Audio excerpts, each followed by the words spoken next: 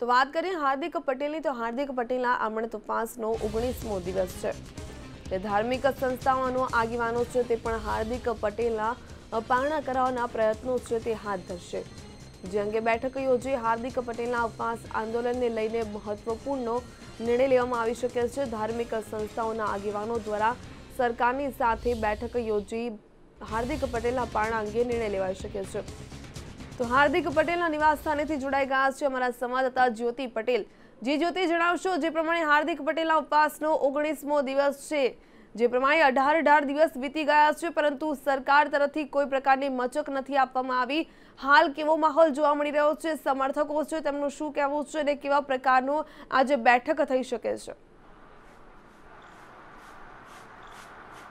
જે લડશે એ જીતશેના દ્રઢ સંકલ્પ સાથે શરૂઆતમાં હાર્દિક પટેલે પોતાના અમરનાથ ઉપવાસ શરૂ કર્યા હતા. આ દરમિયાન 19 દિવસ દરમિયાન હાર્દિક પટેલે 2 વાર પાણીનો ત્યાગ કર્યો હતો, એટલે જળ ત્યાગ કર્યો હતો. જોકે ત્યારબાદ સમજાવટ માટે હાર્દિક પટેલને પાણી પીવડાવવામાં આવ્યું હતું. અને હાર્દિક પટેલે આજે 19મો દિવસ છે હાર્દિકનો અમરનાથ ઉપવાસનો. આ દરમિયાન ધાર્મિક સંસ્થાઓના વડાઓએ અગાઉ પણ સરકાર સાથે મંત્રણાનો પ્રયાસ કર્યો હતો. નરેશ પટેલ ખુદ હાર્દિકને મળવા આવ્યા હતા, તેમણે પણ હાર્દિક સાથે મંત્રણા કરી હતી. ત્યારબાદ ધાર્મિક સંસ્થાઓના વડાઓની એક બેઠક ઉમિયા કેમ્પસ ખાતે મળી હતી. ત્યારબાદ સરકાર સાથે પણ મંત્રણા કરી હતી. અને હવે ગઈકાલે પણ જે પાટીદાર સમાજના જે નેતાઓ છે, અગ્રણીઓ છે, રમેશ દૂધવાળા સહિતના નેતાઓ એ હાર્દિકને મળ્યા હતા અને હાર્દિકને અમરનાથ ઉપવાસ છોડી દેવા માટે તેમને સમજાવવાના પ્રયત્નો કર્યા હતા. પરંતુ હાર્દિકે સ્પષ્ટ કહ્યું હતું કે હું મારો પોતાનો નિર્ણય જાહેર કરીશ. અને આજે 10:30 વાગે પત્રકાર પરિષદ યોજાવાની છે, જેમાં હાર્દિક પોતાનો નિર્ણય જાહેર કરશે. પરંતુ શક્યતા એવી છે કે હાર્દિક પટેલ પોતાના અમરનાથ ઉપવાસ છોડી દે તેવી શક્યતા નકારી શકે એમ નથી. લગભગ સુનિશ્ચિત છે કે હાર્દિક આજે જ પોતાના જે અમરનાથ ઉપવાસ છે એ છોડી દેશે.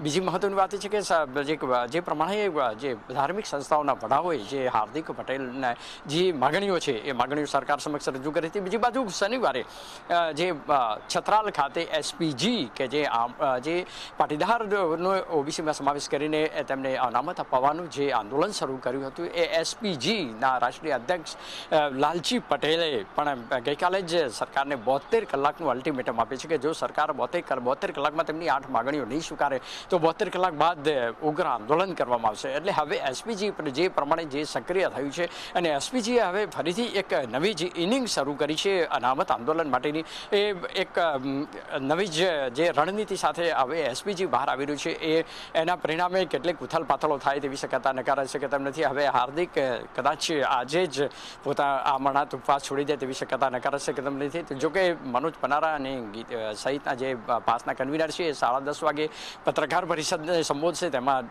જે હાર્દિક જે છે હાર્દિકનો નિર્ણય જાહેર કરવામાં આવશે. જે પ્રમાણે લાગી રહ્યું છે કે હાર્દિક પોતાનો નિર્ણય જાહેર કરશે, પરંતુ ખાસ કરીને જો વાત કરવામાં આવે તો ધાર્મિક સંસ્થાના આગેવાનો છે તે પણ સરકાર સાથે બેઠક યોજવાના છે. તે સંદર્ભે શું વિગત મળી રહી છે?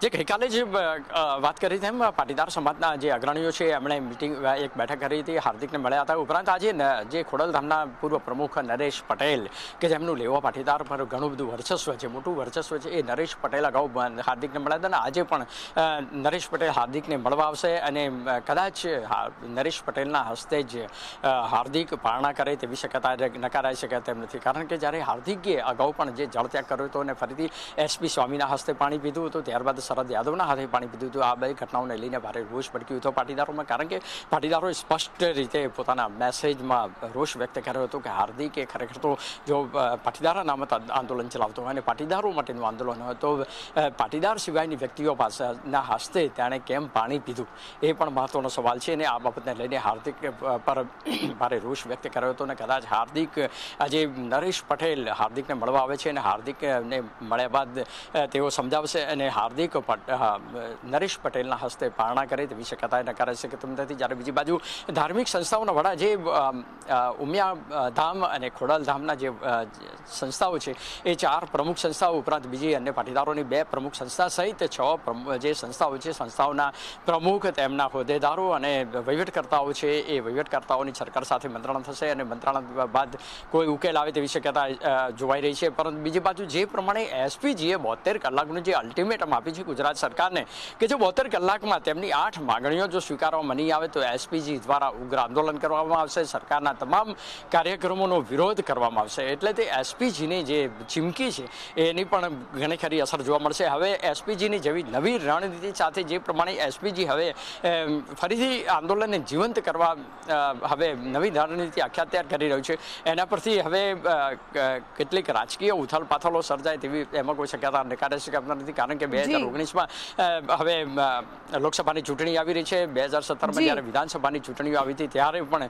સરકારના કાન પાસેથી ગોળી નીકળી ગઈ હતી. એટલે કે સરકારનો આબાદ બચાવ થયો હતો, ભાજપનો આબાદ બચાવ થયો હતો અને ત્યારબાદ ભાજપને ખૂબ જ પાતળી સરસાઈ મળી હતી અને ખૂબ જ પાતળી સરસાઈ સાથે તેને સરકાર રચવાનો મોકો મળ્યો હતો ભાજપને. એટલે ભાજપ પણ જે 2017ની જે ચૂંટણીના પરિણામો ઉપરાંત સ્વરાજ્યની જે સંસ્થાઓ છે એની ચૂંટણી અને જિલ્લા તાલુકા પંચાયતોની જે ચૂંટણી યોજાઈ હતી એમાં જે ભારે ફટકો પડ્યો છે ભાજપને. એટલે ભાજપ પણ પોતે ચિંતિત છે પાટીદારોના આંદોલનને લઈને.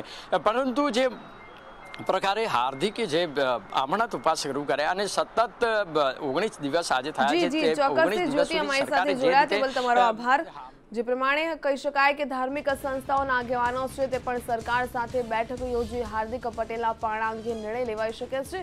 ઉલ્લેખનીય છે કે હાર્દિક પટેલના ઉપવાસ આંદોલનનો 19મો દિવસ છે, પરંતુ હજુ પણ ક્યાંક સરકાર તરફથી કોઈ મચક આપવામાં નથી આવી. ત્યારે હાર્દિક પટેલને હવે પારણા કરવાના પ્રયાસો છે તે જ થયા છે. લડત છે ચાલુ રાખે, પરંતુ હાર્દિક પટેલ પારણા કરી લે તેવું પાટીદાર સમાજના અગ્રણીઓ છે તે પણ ઈચ્છી રહ્યા છે. ત્યારે ખોડલ ધામના ચેરમેન નરેશ પટેલ પણ હાર્દિક પટેલની મુલાકાત લઈ શકે છે અને પારણા અંગે સમજાવી શકે છે. ત્યારે વરિષ્ઠ ધારાશાસ્ત્રી પ્રશાંત ભૂષણ પણ હાર્દિકની મુલાકાત લેવાના છે.